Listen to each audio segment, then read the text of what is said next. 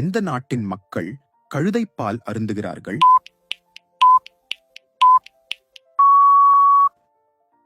Italy.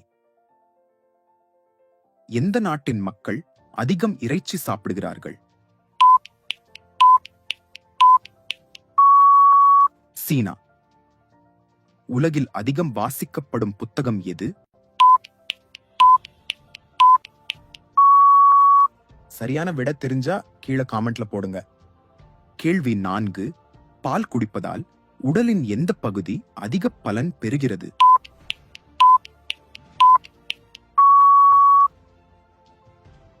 எலும்புகள் மற்றும் பற்கள். கேள்வி 5. ஒருவர் அதிக காரமான உணவுகளை உண்டால் என்ன நடக்கலாம்?